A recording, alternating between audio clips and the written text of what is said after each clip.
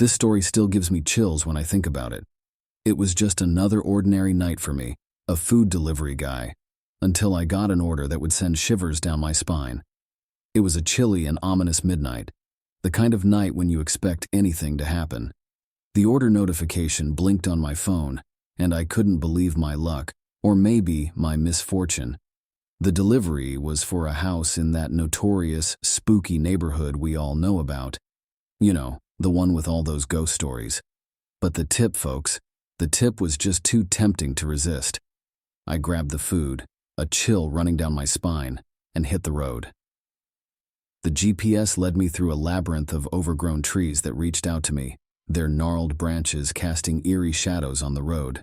The silence was deafening, the only sounds coming from the occasional hoot of an owl. My heart raced as I approached the house. The house itself was straight out of a horror movie. It stood tall and foreboding, decrepit and decaying with shattered windows and sagging porch steps. I hesitated for a moment, but the allure of that tip pushed me forward. I climbed the rickety steps and knocked on the door. The sound echoed in the silent night, and it felt like an eternity before someone finally answered. The door creaked open, revealing an elderly woman, frail and hunched, with sunken eyes that held an eerie emptiness. She took the food with a trembling hand, her voice barely more than a whisper, "You shouldn't have come."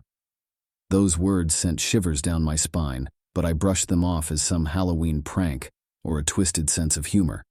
Little did I know that these words were just the beginning of a night filled with terror. I turned to leave, my heart pounding, but as I walked away, I heard it. A faint, eerie melody, like a music box playing a hauntingly melancholic tune. It was coming from somewhere nearby, but there was no source, no one in sight. I convinced myself it was my imagination running wild. But as I drove away, I couldn't shake the feeling that something was terribly wrong. The GPS, once my trusted guide, now seemed to be leading me in circles through dark, deserted streets. The same landmarks kept appearing, as if mocking my attempts to escape. That's when I saw her again, the elderly woman, standing at the corner of a street, her eyes locked onto mine. I froze, unable to tear my gaze away from her, and then, with a slow, unnatural movement, she pointed down a narrow, dimly lit alley. Against my better judgment, I followed her spectral guidance, the melody growing louder and more unsettling with every step. The alley seemed to stretch on forever, and the walls felt like they were closing in on me, like they were alive. And then, I saw it. A door, old and weathered, tucked away in a corner. The music box melody now reached a chilling crescendo, and I hesitated. But I couldn't resist. I pushed open the door and stepped into a room that defied all reason. It was as if I had entered another dimension, a nightmarish world. In that room I saw the elderly woman again, but this time she was young, her eyes filled with a malevolent glint.